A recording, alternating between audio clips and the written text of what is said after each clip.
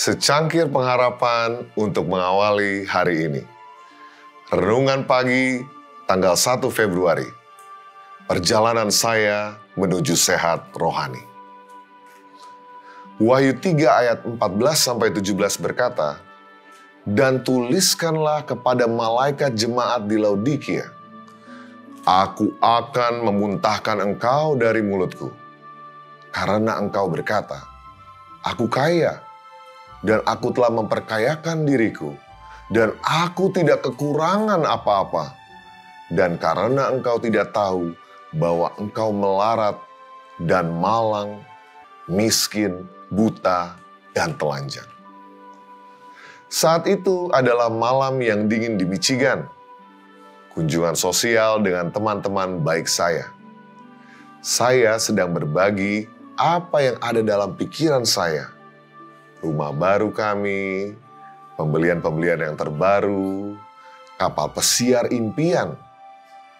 Ketika Peter dengan lembut bertanya, "Donna, apa yang kamu lakukan dengan rasa banggamu?" Persahabatan dengan Peter menahan saya untuk tidak langsung marah dan membantah. Sebaliknya, saya melihat bukan hanya kobaran api di tungku perapian, namun juga lautan api tempat Laodikia akan berakhir. Dalam hati saya menangis selama 10 bulan berikutnya. Itu membawa obat mata yang membantu saya melihat kondisi saya yang menyedihkan.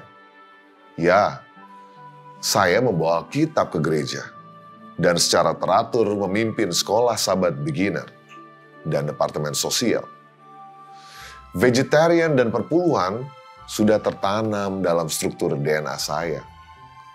Tetapi saya tidak memiliki hati untuk orang-orang yang hilang, melainkan hanya untuk diri saya sendiri.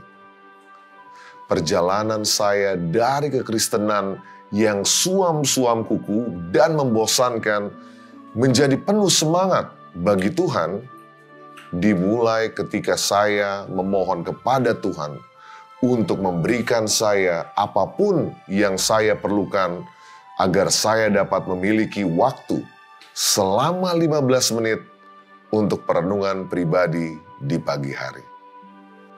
Karena pikiran saya begitu lesu secara rohani, saya tahu saya tidak dapat melakukannya sendiri.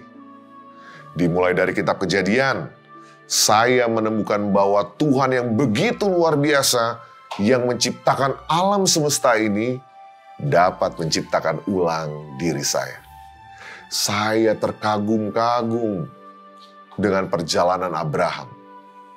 Hal-hal bodoh yang dia lakukan hanya untuk menyadari bahwa Tuhan telah memanggil kita masing-masing untuk melakukan perjalanan serupa menuju kepada kepercayaan yang sepenuhnya.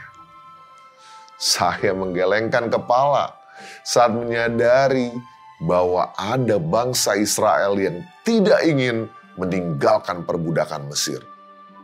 Hanya untuk menyadari bahwa saya juga memiliki perasaan yang sama dalam hal meninggalkan pola hidup yang nyaman. Ketika saya menyadari kondisi saya, pertempuran rohani semakin intensif. Semakin Tuhan membuka mata saya, semakin jelas saya melihat iblis dengan strategi dan rencananya untuk hidup saya, namun juga semakin kuat tarikan kepada saya untuk kembali ke Mesir, bermain tenis di klub, berbelanja, serta kepuasan instan. Di Getsemani, samar-samar saya mendengar suaranya. Berjaga-jagalah dan berdoalah. Dan saya mulai berdoa sepanjang hari dan berjalan melalui bait suci di padang belantara. Prioritas saya mulai berubah. Hari ini saya menyadari bahwa Laodikia bukanlah tempat yang hanya untuk dikunjungi. Itu adalah sebuah tempat di dalam hati. Hati yang dirantai oleh diri sendiri. Saya memuji Tuhan atas perjalanan saya menuju kesehatan rohani. Dan hati yang baru yang berdetak untuk orang-orang yang terhilang.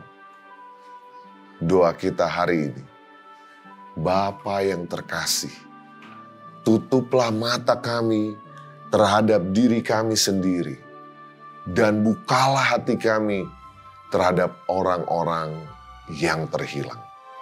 Amin.